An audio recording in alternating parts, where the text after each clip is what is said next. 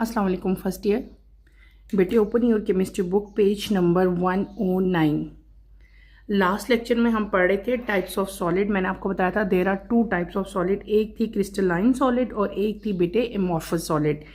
Crystalline solid जो है वो हमने कंप्लीट कर ली थी और डिटेल से मैंने आपको सारी इनकी प्रॉपर्टीज जो हैं वन बाय वन हमने कंप्लीट कर ली थी। मेन इसका जो इसकी जो डिफरेंस अगर आप लोग कह सकते हैं या जो मेन इसकी प्रॉपर्टी थी वो क्या थी कि दे हैव ऑर्डर स्ट्रक्चर। इनका एक रेगुलर एक स्पेसिफिक इनका स्ट्रक्चर होता है। इनके जितने आइंस हैं, एटम्स हैं, मॉलिक्यूल्स हैं बेटे, उनका एक रेगुलर जो है वो अरेंजमेंट होती है, यानी कि इनकी एक डेफिनेट जो है ज्योमेट्रिक शेप आपको जो है वो देखने के मिलती है। किसी की हेक्सागोनल मिलेगी, किसी की क्यूबाइड मिलेगी, ठीक है। फिर हमने melting point, cleavage planes, growth habit जो है वो सारा कुछ हमने वन बाय वन जो है वो डिटेल से इसका जो है वो स्टडी किया था।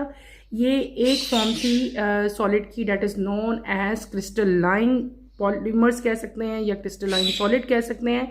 आज हम नेक्स्ट टाइप जो सॉलिड की है वो हम लोग स्टार्ट करेंगे, that is known as amorphous solid. Let's start with the reading, then इंशाल्लाह आपको साथ साथ मैं एक्सप्लेन करती जाऊंगी। Amorphous solid, contrary to the crystalline solid, do not possess regular three-dimensional geometrical shape. The example of amorphous solids are examples of amorphous solids are glass, wood, amorphous sulfur, charcoal, coal, and coke, etc. Amorphous solid मैंने पहले आपको बताया था कि crystalline की जो most noticeable बेटे property होती है वो क्या होती है, उनकी अरेंजमेंट, उनका ऑर्डर। एक डेफिनेट अरेंजमेंट होती है, एक डेफिनेट ऑर्डर होता है और उनका एक ज्योमेट्रिकल एक आपको एक शेप नज़र आती है। लेकिन जब हम बात करेंगे एमॉर्फस सॉलिड्स की तो वहाँ पे as compare to crystalline solid they do not have regular three dimensional geometrical shape. वहाँ पे हम बार बार वर्ड पढ़े थे ना, they have three geometrical dimension shape. यहाँ पे एमॉर्फस सॉलिड में थ्री डायमेंशनल जो ज्योमेट्रिकल शेप है बेटे वो क्या होती है, एब्सेंट होती है। इनके अंदर वो शेप नहीं होती। कॉमन एग्जाम्पल जो एमॉर्फस सॉलिड्स हैं उनकी कौन सी हैं, ग्लास है, वुड, एमॉर्फस सल्फर जिसको हम प्लास्टिक सल्फर भी कहते हैं, चारकोल, कोल एंड कोक जो है वो इनकी कॉमन एग्जांपल्स है। नेक्स्ट आपके आ रहा है properties of amorphous solid. The amorphous solid can have small region where orderly arrangement of particles is found, but they do not have long range of regularity. The regions where orderly arrangement of particle is present are known as crystallites. Number 2, amorphous solid like glass melt over a wide range temperature range. Number 3, they can be molded and blown to form different shapes. Number 4, amorphous solids do not have definite value of heat of fusion. पहली property यहाँ पे क्या लिखी हुई है बेटे, क्या mention है कि जो एमॉर्फस सॉलिड है उनके अंदर जो पार्टिकल्स की अरेंजमेंट है उसमें आपको पूरे पार्टिकल, पूरी जो अरेंजमेंट, पूरा एक सब्सटेंस है जो आपका सॉलिड का, उसमें आपको पूरे सब्सटेंस के अंदर अरेंजमेंट नहीं मिलेगी। एक डेफिनेट एक रेगुलर जो स्ट्रक्चर है वो देखने को नहीं मिल गया, बल्कि थोड़े सा जो आपका पूरा सब्सटेंस है उसके बिल्कुल छोटे से रीजन में जो है आपको पार्टिकल्स की एक अरेंजमेंट जो है वो नज़र आएगी और उसमें भी जो है एक रेगुलरिटी नज़र नहीं आती। यानी कि ऐसे नहीं है कि जिस तरह की अरेंजमेंट एटम्स की, मॉलिक्यूल्स की या आइंस की ऊपर वाली दो लेयर्स में है वो नीचे वाली में हो, नहीं, बल्कि हर एक में क्या है डिफरेंट अरेंजमेंट होती है। तो कोई भी यहाँ पे इसको हम ये नहीं कह सकते कि they have order structure, they do not have order structure. इनका कोई भी ऑर्डर स्ट्रक्चर जो है वो नहीं होता। अच्छा, वो अब मैंने आपको बताया है कि पूरे सब्सटेंस में से कुछ एरिया ऐसा है जहाँ पे आपको स्मॉल जो है वो रेगुलरिटी इनके स्ट्रक्चर में देखने को मिलेगी। वो रीजन जहाँ पे आपको पार्टिकल्स की अरेंजमेंट मिलती है कि यहाँ पे एक रेगुलर अरेंजमेंट है या यहाँ पे इस पोर्शन पे जो है एक ऑर्डर स्ट्रक्चर है, तो उसको हम लोग क्या कहते हैं, जहाँ पे पार्टिकल्स की अरेंजमेंट जो है उसमें आपको एक ऑर्डर जो है वो देखने को मिलेगा। उस रीजन को, उस जगह को हम क्या कहते हैं, क्रिस्टलाइट्स कहते हैं। क्या कहते हैं, क्रिस्टलाइट्स कहते हैं। इसको बेटे आप लोग अंडरलाइन करेंगे, डेफिनेशन है किसकी, क्रिस्टलाइट्स की। इसको आप लोगों ने अंडरलाइन कर लेना है कि वो रीजन एमॉर्फस सॉलिड में, वो रीजन स्मॉल रीजन आपको नज़र आएगा पूरे सब्सटेंस में से थोड़ा सा जो पोर्शन है, स्मॉल रीजन है, जहाँ पे आपको पार्टिकल्स की एक अरेंजमेंट नज़र आए, एक ऑर्डर नज़र आए, उस रीजन को हम लोग क्या कहते हैं, क्रिस्टलाइट्स कहते हैं। नंबर सेकंड प्रॉपर्टी आपकी बुक में यहाँ पे क्या मेंशन है बेटे, एमॉर्फस सॉलिड जो ग्लास की तरह के सॉलिड हैं। ग्लास का तो सबको पता है ना, शीशा जो है, ग्लास जैसे जो अमॉर्फस सॉलिड हैं, जब उनको हाई टेम्परेचर प्रोवाइड किया जाए तो वो क्या करते हैं, दे मेल्ट, वो मेल्ट हो जाते हैं। हर ग्लास, डिफरेंट टाइप की ग्लासेस हैं और इसी तरह उनका जो टेम्परेचर है मेल्ट होने का वो भी जो है वो डिफरेंट है। नंबर 3 क्या है, दे कैन बी मोल्डेड, इनको हम लोग मोल्ड कर सकते हैं और इनको हम डिफरेंट शेप्स में कन्वर्ट कर सकते हैं। पहले जैसे मैंने बताया ग्लास है, तो ग्लास जो है वो एट डिफरेंट टेम्परेचर जो है वो मेल्ट हो जाता है। इसका मतलब है जब वो मेल्ट होगा तो उसको हम लोग डिफरेंट टाइप की शेप्स में जो है वो कन्वर्ट कर सकेंगे। लास्ट वन आपकी बुक में लिखा हुआ है कि एमॉर्फस सॉलिड जो है इनकी कोई भी डेफिनेट हीट ऑफ फ्यूजन जो है वो नहीं होती। क्लियर है? ये हमने क्या पढ़ लिया बेटे, हमने पढ़ा एमॉर्फस सॉलिड्स और उसके बाद मैंने आपको क्या बता दी, एमॉर्फस सॉलिड्स की कुछ प्रॉपर्टीज़ जो हैं मैंने आपको बताई। इसी तरह अगर आप लोग नीचे आओ, यहाँ पे आपकी बुक में एक टेबल दिया हुआ है, 3 कॉलम्स बने हुए हैं। पहले में प्रॉपर्टीज़ दी हुई हैं, दूसरे में क्रिस्टलाइन सॉलिड है और तीसरे में क्या दिया हुआ है आपको, एमॉर्फस सॉलिड्स दिए हुए हैं। यहाँ पे बेटे 3 डिफरेंट प्रॉपर्टीज़, 4 प्रॉपर्टीज़ दी हुई हैं। एक है ज्योमेट्री मीन उनकी जो शेप है, दूसरा है मेल्टिंग पॉइंट, तीसरा क्या है उनकी डायरेक्शन, उनकी प्रॉपर्टीज़ की जो है, और लास्ट में क्या है ऑर्डर। तो इन दोनों का जो है कंपैरिजन किया क्रिस्टलाइन सॉलिड का और एमॉर्फस सॉलिड का। Crystalline solid show characteristic geometrical shape, amorphous solid generally appear in lump और in fine powder form. Crystalline solid जो हैं इनकी एक डेफिनेट जो है वो शेप होती है, डेफिनेट जो है वो ऑर्डर होता है। मैंने पहले भी आपको शुरू में बता दिया था। जबकि एमॉर्फस सॉलिड जो हैं दे डू नॉट हैव मतलब इनकी कोई ज्योमेट्रिकल शेप नहीं होती और इन जनरल जो है ये लम्प की सूरत में या ये फाइन पाउडर की फॉर्म में जो है आपको देखने को मिलेंगे। Number 2 melting point, crystalline solids melt sharply eight there melting point, amorphous solid do not have sharp melting point and they melt over A range of temperature. अब अगला डिफरेंस क्या है इन दोनों के मेल्टिंग पॉइंट में। क्रिस्टलाइन सॉलिड जो है they have high melting point, उनके मेल्टिंग पॉइंट जो है वो बहुत ज़्यादा हाई होते हैं। जबकि अगर एमॉर्फस सॉलिड को देखा जाए तो बेटे उनका शार्प मेल्टिंग पॉइंट नहीं होता, बल्कि एमॉर्फस सॉलिड को मेल्ट करने के लिए डिफरेंट रेंजेस ऑफ टेम्परेचर जो हैं वो रिक्वायर्ड होती हैं। हर एक जो है वो डिफरेंट टेम्परेचर पे मेल्ट हो रहा होता है। थर्ड प्रॉपर्टी क्या है, directional characteristics of property. Crystalline solids are anisotropic in nature, it means that their properties depend upon the direction along which the measurements are made. ठीक है।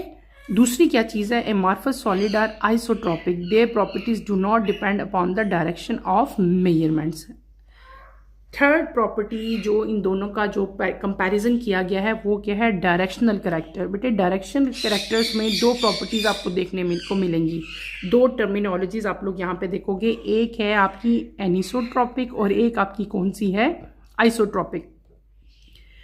एनिसोट्रॉपिक क्या होता है बेटे, ये सॉलिड्स की आप इसकी डेफिनेशन लिख लें, पहले मैं आपको लिखवाती हूँ। Different physical properties in different direction is known as anisotropic. Isotropic की डेफिनेशन आप क्या लिखोगे, same physical properties in all direction. ठीक है।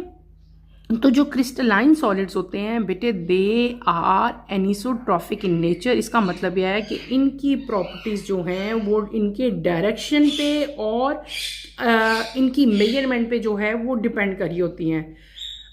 कोई भी सॉलिड है, सपोज अगर एजेस है या वो सेंटर में प्रेजेंट है या उसके शार्प एजेस हैं, डिफरेंट शेप्स है ना, इनके अरेंजमेंट डिफरेंस है। कोई क्रिस्टलाइन मिलेगा आपको क्रिस्टल्स की फॉर्म में, कोई हेक्सागोनल क्रिस्टल मिलेगा, कोई आपको जो है टेट्रागोनल मिलेगा, तो कोई आपको बहुत सारी इनकी शेप्स हैं। मैं कोशिश करूँगी कि आपको इनकी डिफरेंट शेप जो है वो दिखा सकूँ। तो बेटे ये जो जितने भी क्रिस्टलाइन सॉलिड्स हैं ये they are anisotropic in nature. इनकी जो प्रॉपर्टीज़ हैं वो डिपेंड करती हैं इनकी डायरेक्शन पे कि जहाँ से मेजरमेंट्स ली जा रही हैं। ठीक है। जब इसका कंपैरिजन हम करेंगे एमॉर्फस के साथ, तो एमॉर्फस जो है दे आर आइसोट्रॉपिक। आइसोट्रॉपिक का मतलब मैंने क्या बताया, दे है फिजिकल प्रॉपर्टीज। प्रॉपर्टीज किसी भी डायरेक्शन में, या कोई भी शेप है, शेप का एजिस है, चाहे शेप का जो है कॉर्नर है, चाहे सेंटर है, हर डायरेक्शन में इनकी प्रॉपर्टीज जो है वो क्या होंगी, सेम होगी। यानी कि इनकी प्रॉपर्टीज जो है दे do not depend upon the direction of measurement, वो उनकी मेजरमेंट की डायरेक्शन पे डिपेंड नहीं करती। क्लियर हो गया बेटे? दो तरह की प्रॉपर्टीज होगी ना, एक हो गया एनिसोट्रॉफिक और एक हो गया आइसोट्रॉफिक। एनिसोट्रॉफिक क्या है? Different physical properties in different direction, यानी कि डिफरेंट डायरेक्शन में डिफरेंट टाइप की जो प्रॉपर्टीज हैं वो ये शो करते हैं। कौन? Crystalline solid. क्रिस्टलाइन सॉलिड क्या होते हैं? They are anisotropic in nature. जब हम एमॉर्फस सॉलिड की बात करेंगे तो एमॉर्फस सॉलिड जो हैं वो क्या होंगे बेटे? आइसोट्रॉपिक इन नेचर होंगे, यानी कि उनकी प्रॉपर्टी जो है, जो उनकी प्रॉपर्टीज़ हैं पूरे सॉलिड्स की, एमॉर्फस सॉलिड की, वो उनकी जो डायरेक्शन ऑफ मेजरमेंट है उस पर डिपेंड नहीं करती। लास्ट आपको जो डिफरेंस दिया हुआ है वो क्या दिया हुआ है? Order of particles. ऑर्डर क्या होता है? इनका अरेंजमेंट, ठीक है, इनकी जो अरेंजमेंट है, इनका जो स्ट्रक्चर है उसको हम लोग क्या कहते हैं? ऑर्डर कहते हैं। Crystalline solid have long range order, in amorphous solid long range order is absent. Crystalline solid का जो ऑर्डर है, जो अरेंजमेंट है मॉलिक्यूल्स की, एटम्स की, आयंस की, वो क्या है? उनकी एक लॉन्ग रेंज है, ठीक है। और एमॉर्फस सॉलिड्स में आपको ये लॉन्ग रेंज ऑर्डर जो है वो देखने को नहीं मिलेगा। वहाँ पे क्या होगा? शॉर्ट रेंज ऑर्डर होता है, और वो जो लॉन्ग रेंज है वो वहाँ पे एब्सेंट होता है। क्लियर हो गया? They have long range order, और ये क्या है? शॉर्ट रेंज ऑर्डर है। जब उनके अंदर कोई अरेंजमेंट ही नहीं है तो बेटे शॉर्ट ही रेंज होगा, और इनका जो है वो लॉन्ग रेंज ऑर्डर है। एक पूरा आपको स्पेसिफिक यहाँ पे अरेंजमेंट जो है वो देखने को मिलेगी, एक ऑर्डर जो है वो देखने को मिलेगा। हमने क्या पढ़ लिया? हमने क्रिस्टलाइन सॉलिड और एमॉर्फस सॉलिड जो हैं डिटेल से पढ़े, दोनों की डेफिनेशंस मैंने आपको करवाई, और फिर हमने दोनों की प्रॉपर्टीज़ की, और बुक इसी टॉपिक के एंड पे आपकी बुक में कुछ कंपैरिजन दिए गए थे क्रिस्टलाइन और एमॉर्फस सॉलिड्स के। लेकिन ये सिर्फ और सिर्फ 4 डिफरेंसेस बेटे दिए हुए हैं, और अक्सर पेपर में ये क्वेश्चन रिपीट हुआ है। ये अक्सर पेपर में आता है कि differentiate between crystalline solid and amorphous solid.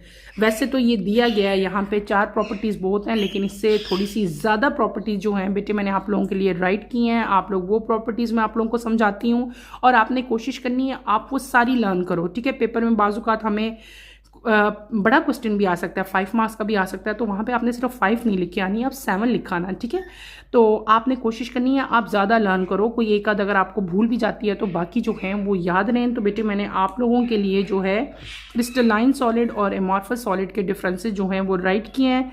तो आप लोगों को मैं वो सारे के सारे जो है वो अभी एक्सप्लेन करती हूँ। तो let's start with the comparison of crystalline polymers and amorphous polymers. मैंने वहाँ पे कुछ डिफरेंसेस जो हैं वो दोनों के राइट किए हैं, अब मैं आपको वो करवाऊँगी। इधर अगर आप आएँ और ये देखें, आपकी स्क्रीन के बिल्कुल सामने आपको नज़र आ रहे होंगे differences between crystalline polymers and amorphous polymer. Let start, हम इनके डिफरेंसेस देखते हैं कि इनके अंदर मेन जो डिफरेंसेस हैं अदर देन योर बुक्स जो है वो कौन कौन से हैं। पे कुछ डिफरेंसेस जो हैं वो लिखे हैं, आप लोग मेरे साथ साथ जो है इसको नोट करते जाओ अपनी अपनी कॉपीज पे। ऐसे ही आप लोग मार्जिन लाइन रजिस्टर में ऐसी 2 कॉलम्स बना लो, एक पे आप लोग लिखो क्रिस्टलाइन सॉलिड्स या क्रिस्टलाइन पॉलीमर्स, और एक साइड पे बेटे आप लोग लिख लें एमॉर्फस पॉलीमर्स या एमॉर्फस सॉलिड्स। आपके पेपर में अक्सर इनमें जो है डिफरेंसेस आते हैं, इसलिए मैं आपको इनको राइट करवा रही हूँ। आप लोग अपनी अपनी नोटबुक्स पे इनको उतार लें। ये हैं इनके डिफरेंसेस। क्या है इनके डिफरेंसेस? आपने ये करने हैं। नंबर 1 डिफरेंस है क्रिस्टलाइन में और एमॉर्फस में क्या क्या डिफरेंस है वो हम लोग पढ़ रहे हैं। पहला डिफरेंस क्या है? In crystalline polymers there is ordered in structure. उनका जो ऑर्डर है, हमने लास्ट टाइम भी पढ़ा था कि उनके ऑर्डर में एक सीक्वेंस नजर आता है। जो उनकी अरेंजमेंट है क्रिस्टलाइन सॉलिड्स की, वहाँ पे क्या है कि जो उनकी एटम्स की और मॉलिक्यूल्स की अरेंजमेंट है बेटे वो क्या है? उनका एक पैटर्न होता है, एक रेगुलर होते हैं। तो हम उसको क्या कर लेंगे? They have order structure, while in case of amorphous they do not have order structure. यहाँ पे आप लोग ये राइट कर लेंगे STRUCTURE, यहाँ पे R मेरा मिस हो गया, R यहाँ पे आप राइट कर लें। तो पहला डिफरेंस क्या हो गया? They have order structure and they do not have order structure. अब हम आते हैं सेकंड डिफरेंस की तरफ। सेकंड डिफरेंस क्या है? They have sharp melting point. जो क्रिस्टलाइन सॉलिड्स हैं बेटे उनका मेल्टिंग पॉइंट बहुत हाई होता है और दे do not have sharp melting point. Amorphous solids का मेल्टिंग पॉइंट जो है वो शार्प नहीं होता, लो होता है। They have definite heat of fusion, इनकी हीट ऑफ फ्यूजन जो है वो डेफिनेट होती है, लेकिन यहाँ पे हीट ऑफ फ्यूजन बेटे होती ही नहीं है। नेक्स्ट आपका डिफरेंस आता है, दे आर एनिसोट्रॉफिक, ठीक है, और दे आर आइसोट्रॉफिक। तो आइसोट्रॉफिक और एनिसोट्रॉफिक में फर्क क्या है, मैंने वो भी नीचे आपको मेंशन कर दिया है कि दे हैव यानी कि क्रिस्टलाइन सॉलिड जो हैं they have different physical properties in different direction, where as isotropic क्या होते हैं, ये वो सॉलिड्स होते हैं they have same physical properties in all direction, ठीक है।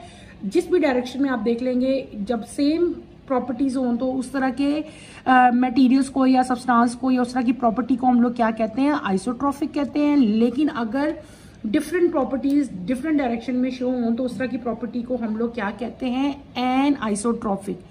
तो अगर क्रिस्टलाइन पॉलीमर्स की या क्रिस्टलाइन सॉलिड की बात की जाए तो बेटे आप लोग मेंशन करोगे यहाँ पे दे आर एनिसोट्रॉफिक, ठीक है, एन आइसोट्रॉपिक कह लेंगे इसको, और यहाँ पे क्या है, दे आर आइसोट्रॉपिक, ओके। ये एन आइसोट्रॉपिक है और ये क्या है, आइसोट्रॉपिक है। नेक्स्ट डिफरेंस आपके पास आता है, they have covalent bond, ionic bond, Van der Waals bond and metallic bond. यानी कि क्रिस्टलाइन सॉलिड जो हैं बेटे वो कोवलेंट बॉन्ड भी बनाते हैं, आयनिक बॉन्ड भी बनाते हैं, वेंडरवॉल और मेटालिक बॉन्ड भी बनाते हैं, जबकि एमॉर्फस सॉलिड जो हैं they only possess covalent bond या they only form covalent bond. यहाँ पे सिर्फ और सिर्फ आपके पास क्या बनेगा, कोवलेंट बॉन्ड जो है बनेंगे, और यहाँ पे आपके पास तमाम के तमाम बॉन्ड जो हैं बनेंगे। नेक्स्ट डिफरेंस आपका आता है, दे आर यूनिफॉर्मली पैक्ड, यानी कि इनकी जो अरेंजमेंट है वो यूनिफॉर्म है, रेगुलर है।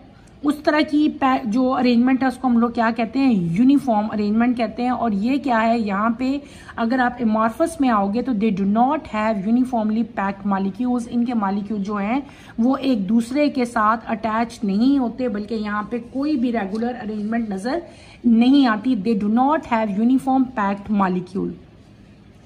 नेक्स्ट डिफरेंस की तरफ अगर हम जाएंगे बेटे, आगे आपका आ जाएगा, दे आर ओपेक और ट्रांसपेरेंट। ये ओपेक भी हो सकते हैं और ट्रांसपेरेंट भी हो सकते हैं, जबकि in case of amorphous solid अगर आप लोग देखोगे तो दे आर ट्रांसपेरेंट, ठीक है, they are only transparent. Next आपका आता है, दे आर हाई श्रिंकेज, ठीक है, उनकी श्रिंकेज जो है वो हाई होती है, जबकि एमॉर्फस सॉलिड की श्रिंकेज जो है वो क्या होती है, लो होती है। नेक्स्ट हम आते हैं, they have good chemical resistance, उनकी केमिकल रेजिस्टेंस जो है बेटे अच्छी होती है, गुड होती है, लेकिन एमॉर्फस सॉलिड की केमिकल रेजिस्टेंस जो है दैट इज पुअर, इसकी केमिकल रेजिस्टेंस पुअर होती है। और जब क्रिस्टलाइन की हम बात करेंगे, they have good chemical resistance. Next difference आपका आएगा, दे हैव हाई एनर्जी, उनकी एनर्जी जो है बेटे दैट इज हाई, और जबकि एमॉर्फस सॉलिड की एनर्जी जो है दैट इज लो। नेक्स्ट आपका आएगा, they have low gas permeability, इनकी जो गैस परमिबिलिटी है वो क्या होगी, वो लो होगी। किसकी बेटे हम बात करेंगे, हम बात कर रहे हैं क्रिस्टलाइन सॉलिड की, इनकी गैस परमिबिलिटी जो है वो क्या है, लो होती है, जबकि यहाँ पे अगर आप लोग देखो एमॉर्फस में तो वहाँ पे क्या है, उनकी गैस परमिबिलिटी जो है वो हाई होती है। इन द एंड एक और डिफरेंस भी आप राइट कर सकते हैं इनकी एग्जांपल्स, तो एग्जांपल क्रिस्टलाइन सॉलिड की दो लिख दो आप लोग, डायमंड एंड मेका। इसके अलावा भी बहुत सारी हैं बेटे, शुगर है, कैल्साइट है, क्वार्ट्स है, जो भी आपको याद आती है आप वो यहाँ पे राइट कर सकते हैं। और जब हम लोग एमॉर्फस पॉलीमर की एग्जाम्पल्स देखेंगे तो वहां पे आप लोग प्लास्टिक लिख सकते हो, ग्लास लिख सकते हो, फ्यूज सिलिकॉन लिख सकते हैं, ठीक है, जो भी आपको याद आती है आप वो एग्जाम्पल यहाँ पे मेंशन कर सकते हैं। तो बेटे ये कुछ डिफरेंसेस थे जो मैंने पॉइंट्स वाइज जो है आपको सारे यहाँ पे मेंशन कर दिए। ये आप लोग सारे के सारे जो है अपनी नोटबुक्स पे एज इट इज जो है वो उतार सकते हैं। कोई भी आपका मिस हो जाता है तो भी आप इसको जो है दोबारा से जो है वो उतार सकते हैं। क्रिस्टलाइन पॉलीमर्स या क्रिस्टलाइन सॉलिड, और ये कौन से थे आपके पास, एमॉर्फस पॉलीमर या एमॉर्फस सॉलिड जो हैं, ये इनके डिफरेंसेस जो हैं मैंने सारे के सारे आपको ओरली भी बता दिए और मैंने आपको रिटन फॉर्म में भी जो है बेटे बता दिए, ताकि आप इनको दे के जो है अपने अपने रजिस्टर पे उतार लें, ठीक है। अच्छा बेटे, डिफरेंसेस तो हमने कंप्लीट कर लिए। आई होप कि आपको अच्छी तरह से समझ आ गया होगी डिफरेंसेस की, सारे आप लोगों ने राइट कर लिए होंगे। किसी बच्चे का कोई भी स्किप हो गया तो वो दोबारा से देख के जो है वो उतार सकता है। ये मैंने आप लोगों की आसानी के लिए यहाँ पे राइट किए हैं। क्लियर हो गया? आगे चलें बेटे, ये तो हमारे कंप्लीट हो गए। ओके, अब हम आगे चलते हैं। आपकी बुक के नेक्स्ट पे हम चलेंगे। यहाँ पे आप देखो हमने क्या किया, हमने सॉलिड जो हैं वो उनकी जो टाइप्स ऑफ सॉलिड थी, ठीक है, टाइप्स ऑफ सॉलिड कितनी थी? 2 टाइप्स थी। कौन सी? Crystalline solid and amorphous solid. Crystalline solid भी हमने कंप्लीट किए, उनकी प्रॉपर्टीज़ पढ़ी, फिर उसके बाद हमें एमॉर्फस सॉलिड पे आ गए और हमने उनकी प्रॉपर्टीज़ भी कर ली। इन द एंड हमने उनका कंपैरिजन देखा। इधर 4 आपको डिफरेंसेस दिए हुए थे और इसके अलावा मैंने भी आपको खुद से भी कुछ डिफरेंसेस जो हैं वो करवा दिए ताकि आपको जो है कोई प्रॉब्लम ना और आप लोग इजीली उसको जो है इस टॉपिक को क्लियर कर लो। और मैंने आपको काफ़ी सारे डिफरेंसेस जो हैं वो राइट करके दिए, आप लोगों ने उसको जो है वो लर्न करना है। अच्छा बेटे, इसी टॉपिक के एंड पे यहाँ पे एक क्विक चेक हमें दिया हुआ है, अगर आप लोग गौर करो। क्विक चेक 5.8 पेज नंबर 111 जो है वो आपकी बुक का पेज नंबर है। क्विक चेक है 5.8। अब हम ये करेंगे, ठीक है। Let's start with the quick check. आपको 4 क्वेश्चन यहाँ पे दिए गए हैं। पहला क्वेश्चन है part A, why solids are very low compressibility and expansion. Number 2 question दिया हुआ है, what is meant by habit of a crystal. Number C, why solid do not undergo translatory motion. Number 4, why most of solids cannot be compressed easily. आपको total 4 question जो हैं बेटे दिए हुए हैं, आपने 1 बाय 1 इनका आंसर देना है। इनके आंसर बहुत इजी हैं और आपको पता होगा कि अक्सर जो क्विक चेक हैं, जितने भी हम चैप्टर अभी पढ़ के आए हैं, पीछे 4 चैप्टर हमने कंप्लीट कर लिए। हर चैप्टर के जब क्विक चेक होते थे तो मैं कोशिश करती थी जो स्पेशली जो न्यूमेरिकल्स थे या डिफरेंट टाइप के जो स्ट्रक्चर्स आप लोगों ने ड्रॉ करने थे या बॉन्डिंग जो करनी थी, वो सारी की सारी मैं आपको जो है लिख के दिखाती थी ना रिटर्न फॉर्म में कि कैसे जो है बॉन्डिंग होगी और जो है किस तरह डिफरेंट टाइप की पेयरिंग होगी या डिफरेंट टाइप के जो न्यूमेरिकल्स थे। ये क्वेश्चन बहुत ईजी हैं, ये आपको सिर्फ मैं समझाऊंगी। इनका आंसर पीछे भी दिया है, इनको सिर्फ आपने समझना है मेरे से और ख़ुद लिखने की कोशिश करनी है। बहुत इजी है, इसलिए मैं इनको लिख नहीं रही बेटे। तो पहला क्वेश्चन हमारा है, why solids have very compressibility very low compressibility and expansion. Solids की कंप्रेसिबिलिटी लो क्यों होती है और इसकी एक्सपेंशन भी लो क्यों होती है? तो बेटे आप लोग इसको कैसे लिखोगे मैं आपको बताती हूँ। आप लिखो अपनी कॉपी के ऊपर, आप लिखोगे solids have very low compressibility and expansion. Solid से लेकर, वाई नहीं लिखना, यहाँ से लेकर यहाँ तक लिख लो पहले। आगे आप लोग लिखोगे बिकॉज लिख लो या ड्यू टू लिख लो, ठीक है। Due to close packing of their particles and strong intermolecular forces between them. यानी कि जो कंप्रेसिबिलिटी और जो एक्सपेंशन लो है उसके 2 रीजंस हैं। कौन से 2 रीजन है? आप किसी भी तरह से इसको राइट कर सकते हो, बिकॉज भी लिख सकते हो, ड्यू टू भी लिख सकते हो, या आप ये भी लिख सकते हो बिकॉज ऑफ 2 रीजंस, और उन दोनों को पॉइंट की फॉर्म में लिख दो। पहला रीजन क्या है बेटे? Because they are close packed. उनके जो पार्टिकल्स हैं, because their particles are closely packed to each other. उनके पार्टिकल्स एक दूसरे के साथ टाइटली क्लोजली पैक्ड होते हैं। और दूसरा रीज़न क्या है? They have strong intermolecular forces between them. समझ आ गई है? लो कंप्रेसिबिलिटी और एक्सपेंशन क्यों होती है, उसके 2 रीज़न हैं। पहला रीज़न मैंने क्या बता दिया? Because they closely packed they have closely packed particles या their particles are closely packed, ये रीज़न है। और दूसरा रीज़न क्या है? Because they possess strong intermolecular forces between them. Clear हो गया? ये हमारा हो गया पहला ए पार्ट। नंबर बी पे हम आते हैं, what is meant bye habitat of a crystal. तो बेटे हैबिटेट ऑफ क्रिस्टल अभी मैं आपको पढ़ा के भी आई हूँ। यहाँ पे अगर आप लोग आते हो तो ये देखें, आपकी बुक के पेज नंबर 110 पे हैबिटेट ऑफ ए क्रिस्टल की जो है वो दी हुई है, ये आपको रेड लाइन में द शेप से लेकर क्रिस्टल तक जो है ये इसकी डेफिनेशन दी हुई है। क्या है हैबिटेट? क्या होता है? शेप होती है जो क्रिस्टल की, उसको हम लोग क्या कहते हैं? हैबिट ऑफ द क्रिस्टल कहते हैं। इसके अलावा बुक से अलावा भी बुक से बेटे चेंज और ईजी डेफिनेशन मैं आपको राइट करवाती हूँ। बेटे आप कैसे लिख सकते हैं, कैसे डिफाइन कर सकते हैं habit of crystal part B को कैसे डिफाइन कर सकते हैं? आपकी मर्जी, आप चाहे बुक वाली लिख लें, चाहे जो मैं आपको इजी करके लिखवा रही हूँ वो भी लिख सकते हैं। आप लोग कैसे लिखोगे? The habit of a crystal refers to its external shape और appearance influenced by the condition under which it form. क्या डेफिनेशन है, दोबारा बता रही हूँ मैं आपको। The habit of a crystal refers to its external shape or appearance influenced by the conditions under which it form। Habit जो है बेटे ये किस चीज़ को रेफर करती है, किस चीज़ को डिफाइन करती है, किसी भी सॉलिड की एक्सटर्नल शेप या उसकी अपेयरेंस जो है वो अंडर डिफरेंट कंडीशन जो है वो किस तरह फॉर्म हुई है, उसको हम लोग क्या कहते हैं, हैबिट ऑफ ए सॉलिड कहते हैं। मैं दोबारा एक दफ़ा रिपीट कर देती हूँ, और जिन बच्चों की मिस होगी वो दोबारा लिख लें बेटे। मैंने क्या वर्ड बोला, what is meant by habit of a crystal, part B था आपका। मैंने डेफिनेशन इसकी राइट करवाई थी। The habit of a crystal refers to its external shape और appearance comma influenced by the conditions under which it forms. Clear. अब हम आते हैं पार्ट सी की तरफ। पार्ट सी आपके पास क्या है, why solid do not undergo translatory motion. Solid जो हैं उनके अंदर ट्रांसलेटरी मोशन जो है क्यों नहीं होती, ठीक है, ये तो पता ही है ना, उनके अंदर ट्रांसलेटरी मोशन नहीं होती। तो इसका रीज़न क्या है बेटे, solid do not undergo translatory motion. Solid जो हैं दे डू नॉट, ऊपर से देख ली, solid do not undergo translatory motion, यहाँ तक लिखोगे। बिकॉज, क्यों, इसका रीज़न क्या आ गया, आपने मोशन के बाद क्वेश्चन मार्क नहीं डालना, आपने यहाँ पे बिकॉज लिख लेना है। Because their particles are held in fix position by strong intermolecular forces. क्योंकि सॉलिड के पार्टिकल जो हैं वो बेटे फिक्स पोजीशन में होते हैं और एक दूसरे के साथ स्ट्रॉन्ग इंटरमॉलिक्यूलर फोर्सेस जो है उनके दरमियान में होती हैं, जिसकी वजह से वो एक दूसरे के साथ स्ट्रांगली जो है अटैच होते हैं, हेल्ड होते हैं।